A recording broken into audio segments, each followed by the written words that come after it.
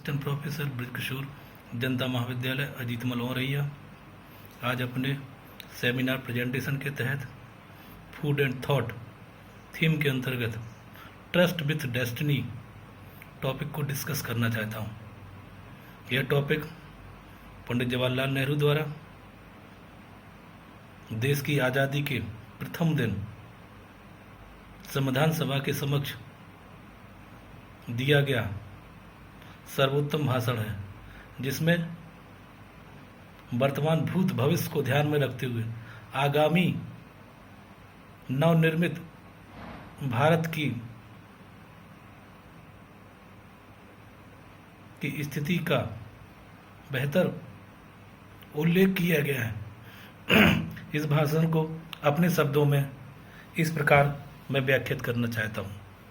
एक लंबे स्वतः संघर्ष के बाद वर्ष 1947 में 14-15 अगस्त की मध्य रात्रि को हिंदुस्तान आज़ाद हुआ। स्वतंत्र भारत के प्रथम प्रधानमंत्री जवाहरलाल नेहरू ने इस रात संविधान सभा में एक विशेष सत्र को संबोधित किया। उनका यह प्रसिद्ध भाषण भाग्यवधू से चिर प्रतीक्षित भेंट या ट्रस्ट विथ डेस्टिनी के नाम से जाना जाता है। यह भाषण 20वीं सदी के सर्वश्रेष्ठ भाषणों में शुमार किया जाता है। हिंदुस्तान की जनता इस क्षण की प्रतीक्षा एक लंबे समय से कर रही थी। हमारी आज़ादी की लड़ाई में कई आवाज़ें बुलंद हो रही थीं, लेकिन सभी की एक सर्वमत राय निम्न बिंदुओं पर थी। ये बिंदु इस प्रकार है। आज़ादी के बाद देश लोकतांत्रिक सरकार द्वारा चलाया जाएगा। सरकार सभी की उन्नति के लिए कार्य करेगी। इस शासन में दमित, शोषित, गरीबों एवं कमजोरों का विशेष ध्यान रखा जाएगा। देश अब स्वतंत्र हो चुका था और आज़ादी से जुड़े हुए इन सपनों को साकार करने का वक्त आ गया था। यह कोई आसान काम नहीं था। आज़ाद हिंदुस्तान का जन्म कठिन परिस्थितियों में हुआ था। हिंदुस्तान सन 1947 में जिन परिस्थितियों के बीच आज़ाद हुआ था, उस वक्त कोई मुल्क वैसे हालत में आज़ाद नहीं हुआ था। आज़ादी मिली देश के बंटवारे के साथ। सन 1947 का वर्ष अभूतपूर्व हिंसा, विस्थापन की त्रासदी का वर्ष था। आज़ाद हिंदुस्तान को इन्हीं परिस्थितियों में अपने बहुविध लक्ष्यों को हासिल करने की यात्रा शुरू करनी पड़ी। आज़ादी के इन उथल पुथल भरे दिनों में हमारे राष्ट्र निर्माताओं का ध्यान इस बात से नहीं भटका कि यह नया राष्ट्र कई चुनौतियों का आगे सामना करने को तैयार है। हमारा ये संघर्ष एक लंबी दीर्घ परंपरा में आगे बढ़ा है। पंडित जवाहरलाल नेहरू ने कांग्रेस के अधिवेशन में वर्ष 1929 में लाहौर के अधिवेशन में पूर्ण स्वतंत्रता का बिगुल बजा दिया था। अब वो इस बात के लिए पूर्ण रूप से तैयार थे कि भारत की आज़ादी के बिना, पूर्ण आज़ादी के बिना अब किसी भी चीज़ से संतुष्ट नहीं होना है। महात्मा गांधी के दिखाए गए हुए रास्तों पे चलते हुए पंडित नेहरू, अन्य स्वतंत्रता सेनानियों ने देश के लिए विभिन्न प्रकार की रणनीति बनाकर देश को आज़ाद करने में बहुविध भूमिका निभाई।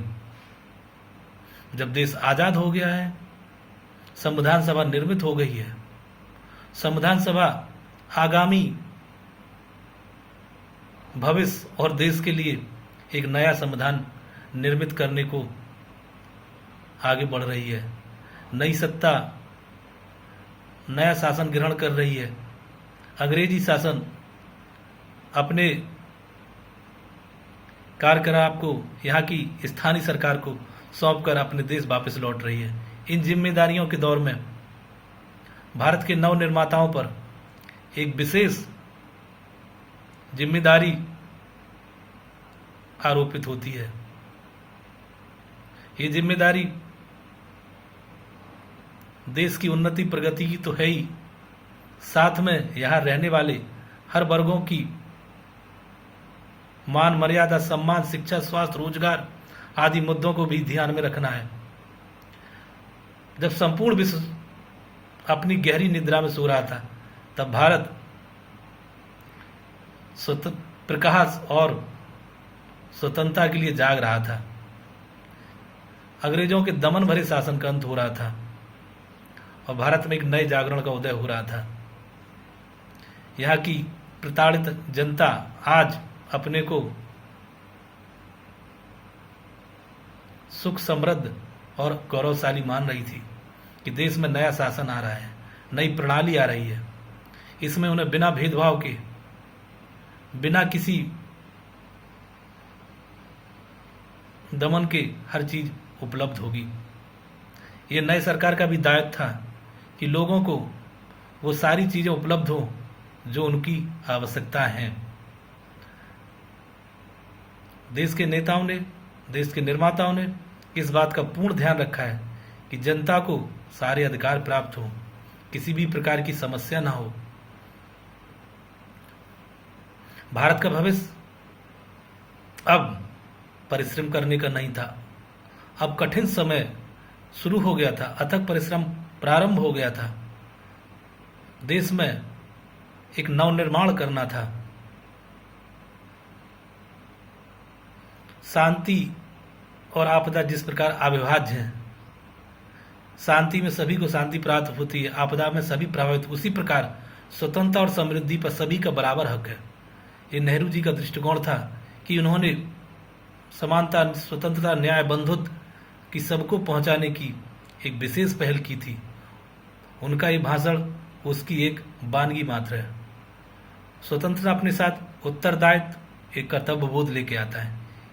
यदि हमें स्वतंत्रता प्राप्त है तो स्वतंत्रता को अर्जित करते हुए हमें अपने कर्तव्यों को भी ध्यान रखना है। इसके लिए हमारे संविधान में मौलिक अधिकार और मौलिक कर्तव्यों का भी सृजन किया गया है। हमें अपने राष्ट्र की निस्वार्थ भाव से सेवा करना है। जिस प्रकार हमारे स्वतंत्रता सेनानियों ने देश के लिए अपने प्राणों की निछावर कर दी, आज उसी देश की, आज हमारा कर्तव्य बनता है निस्वार्थ भाव से इस देश की सेवा करें। भविष्य हमें आवाज दे रहा है कि हमें ऐसे राष्ट्र का निर्माण करना है कि यहाँ आने वाली पीढ़ियां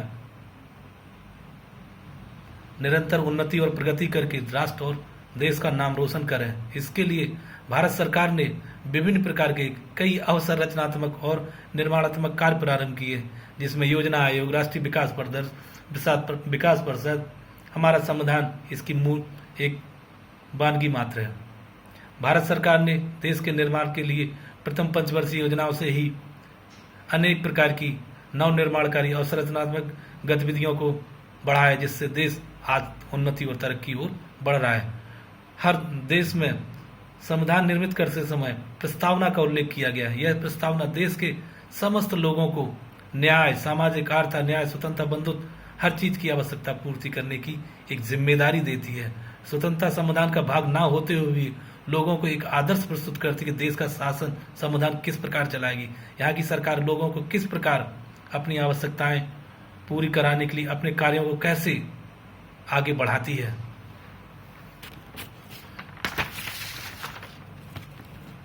हम सभी का